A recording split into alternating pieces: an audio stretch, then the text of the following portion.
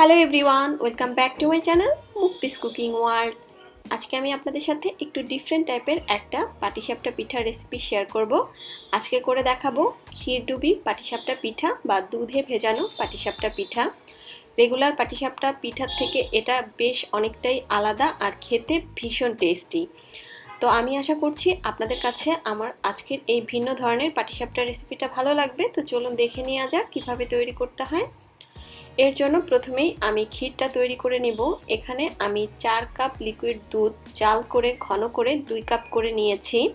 অবশ্যই কিন্তু ঘন দুধটাই ব্যবহার করতে হবে যদি ক্ষীরের আসল টেস্টটা পেতে চান। এখন এর মধ্যে আমি দিয়ে দিচ্ছি হাফ কাপ পরিমাণ কনডেন্স মিল্ক। আমি কিন্তু 4 কাপ দুধ ঘন করে 2 কাপ করে নেওয়ার পরে এখানে কনডেন্স মিল্কটা ব্যবহার করছি। আপনারা কনডেন্স মিল্কের পরিবর্তে চিনিও ব্যবহার করতে পারবেন, তবে কনডেন্স মিল্ক দিলে টেস্টটা বেশি ভালো আসে। এবার সব কিছু মিশিয়ে নিচ্ছি। কনডেন্স মিল্কটা মিশে যাওয়ার পরে এর মধ্যে আমি দিয়ে দিচ্ছি হাফ কাপ পরিমাণ পাউডার মিল্ক।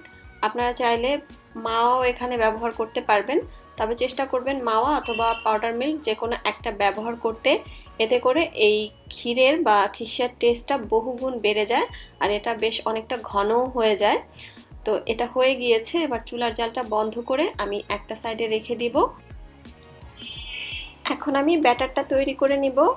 এর জন্য এখানে আমি নিয়ে নিচ্ছি মেজারমেন্ট কাপের 1 কাপ পরিমাণ চালের গুঁড়া আর দিয়ে দিচ্ছি 1/3 কাপ পরিমাণ ময়দা। আমি পাটিসাপটা পিঠাতে চালের গুঁড়ার সাথে একটু ময়দা ব্যবহার করি, এতে করে পিঠার উপরটা খুব সুন্দর মসৃণ হয়। দিয়ে দিলাম হাফ চা চামচ পরিমাণ লবণ আর এর মধ্যে আমি নর্মাল তাপমাত্রার পানি দিয়ে একটা গোলা তৈরি করে নিব। তবে পানিটা আমি একবারে দিচ্ছি না, কয়েকবারে দিচ্ছি।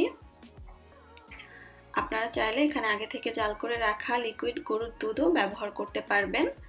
আর গোলাটা একটু মসৃণভাবে তৈরি করে নিতে হবে, কোনো লাম্পস যেন না থাকে।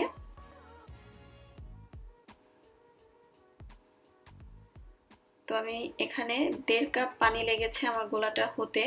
আপনাদের কম কিংবা বেশিও লাগতে পারে। আর পানিটা কিন্তু নর্মাল তাপমাত্রার ছিল। তো কনসিস্টেন্সিটা আমি আপনাদেরকে একটু দেখিয়ে দিচ্ছি। এটা কিন্তু একদম পাতলাও না আবার খুব একটা ঘনও না, জাস্ট রেগুলার পাটিসাপটা পিঠার ব্যাটার যেমন হয় তেমনটাই। তো এই ব্যাটারটাকে এখন আমি আধা ঘন্টার জন্য সেট হওয়ার জন্য একটা সাইডে রেখে দিব, এতে করে পিঠাগুলো খুব সুন্দর উঠে। তো এই ব্যাটারটা সেট হতে থাক, এই ফাঁকে আমি ভিতরে ফিলিংটা তৈরি করে নিচ্ছি। ফিলিংটা তৈরি করার জন্য চুলায় আমি একটা হাঁড়ি বসিয়ে দিয়েছি। এখন এর মধ্যে দিয়ে দিলাম 1 টেবিল চামচ পরিমাণ ঘি। চেষ্টা করবেন ঘিটা ব্যবহার করার জন্য, এতে করে খুব সুন্দর একটা ফ্লেভার আসে। ঘিটা মেল্ট হয়ে যাওয়ার পরে এর মধ্যে আমি দিয়ে দিচ্ছি 3 টেবিল চামচ পরিমাণ সুজি। এবার সুজিটাকে হালকা একটু ভেজে নিচ্ছি। আজকের এই ফিলিংটা আমি সুজি এবং নারিকেল দুটোর সংমিশ্রণে তৈরি করব। তো এর মধ্যে আমি দিয়ে দিলাম এখন আগে থেকে জাল করে নেওয়া 1.5 কাপ পরিমাণ লিকুইড গরুর দুধ। এবার আমি একটু মিশিয়ে নিচ্ছি যাতে করে সুজিটা দলা পাকিয়ে না যায়। আর দুধটা নর্মাল তাপমাত্রার ছিল, গরম ছিল না। এখন এর মধ্যে আমি দিয়ে দিচ্ছি 1 কাপ পরিমাণ ফ্রেশ কোরানো নারিকেল। আপনারা চাইলে ড্রাই নারিকেলটাও ব্যবহার করতে পারবেন। আবার আপনারা চাইলে শুধুমাত্র সুজি দিয়েও ভিতরে ফিলিংটা তৈরি করে নিতে পারবেন। তবে আমি যেভাবে আজকে এই ভিতরে ফিলিংটা তৈরি করা দেখাচ্ছি এটা খুবই টেস্টি হয় খেতে। এভাবে একবার ট্রাই করে দেখতে পারেন, অনেক ভালো লাগবে আশা করি। তো সব কিছু মিশিয়ে নেওয়ার পরে এখন এর মধ্যে আমি দিয়ে দিচ্ছি হাফ কাপ পরিমাণ চিনি। মিষ্টিটা আপনারা আপনাদের পছন্দ অনুযায়ী চিনির পরিমাণটা বাড়িয়ে কিংবা কমিয়েও দিতে পারবেন। সব কিছু আবারও মিশিয়ে দিচ্ছি এবং মাঝারি আঁচে এটা ঘন হয়ে আসা পর্যন্ত আমি এখন রান্না করে নিব। আর অবশ্যই নেড়েচেড়ে নিতে হবে যাতে করে নিচে পোড়া না লাগে। তো বেশ কিছুক্ষণ জাল করে নেওয়ার পরে এটা কিন্তু দেখতে পাচ্ছেন অলরেডি হয়ে এসেছে, মানে অনেকটাই ঘন হয়ে এসেছে। তো এই পর্যায়ে এর মধ্যে আমি আরও একটা জিনিস ব্যবহার করব, সেটা হচ্ছে গুঁড়া দুধ। এখানে আমি 3 টেবিল চামচ পরিমাণ গুঁড়া দুধ দিয়ে দিচ্ছি। আপনারা চাইলে মাওয়াও ব্যবহার করতে পারবেন, তবে চেষ্টা করবেন অবশ্যই গুঁড়া দুধ অথবা মাওয়া যে কোনো একটা কিছু ব্যবহার করতে। এতে করে এই ভিতরের পুরটার টেস্ট বহুগুণ বেড়ে যায়। তো এটা হয়ে এসেছে, যখন এরকম ড্রাই হয়ে যাবে ওই পর্যায়ে চুলা থেকে নামিয়ে নিতে হবে এবং চুলা থেকে নামিয়ে একটা সাইডে আমি রেখে দিব এটা ঠান্ডা হওয়ার জন্য, যাতে করে আমার পিঠার ভিতরে পুরটা দিতে সুবিধা হয়। তো চুলার থেকে নামিয়ে নিচ্ছি। তো এরই মাঝে কিন্তু আধা ঘন্টা হয়ে গিয়েছে আর ব্যাটারটাও সেট হয়ে গিয়েছে। ব্যাটারে আমি আর সামান্য একটু পানি ব্যবহার করেছি, কারণ এটা একটু ঘন হয়ে গিয়েছিল।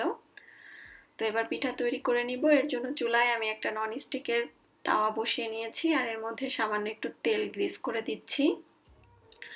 পিঠা তৈরি করার ক্ষেত্রে একটা টিপস আমি আপনাদের সাথে শেয়ার করছি।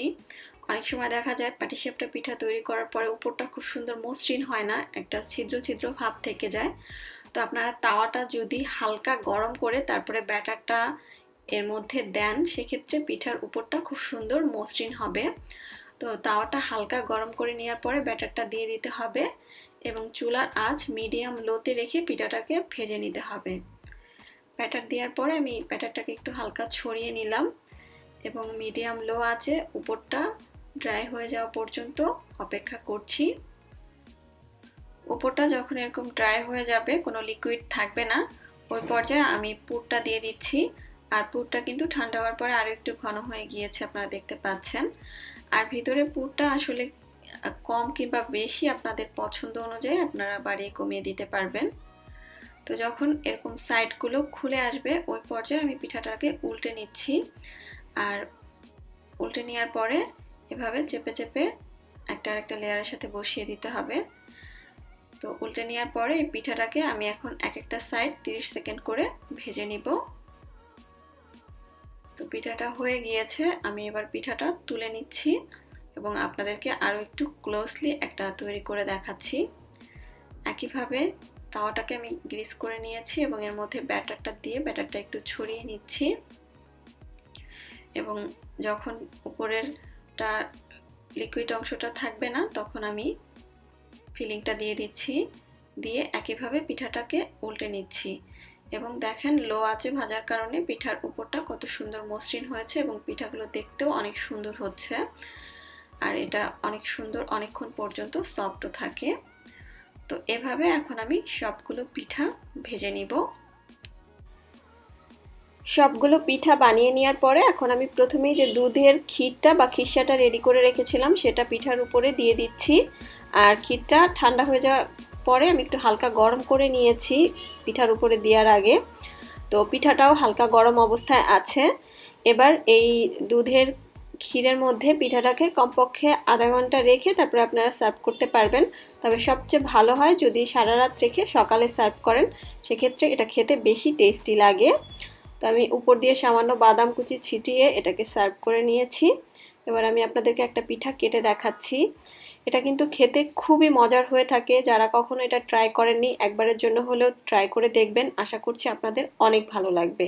তাহলে আজকের মতো আমি এখানে বিদায় নিচ্ছি। সবাই খুব বেশি ভালো থাকবেন। আল্লাহ হাফেজ।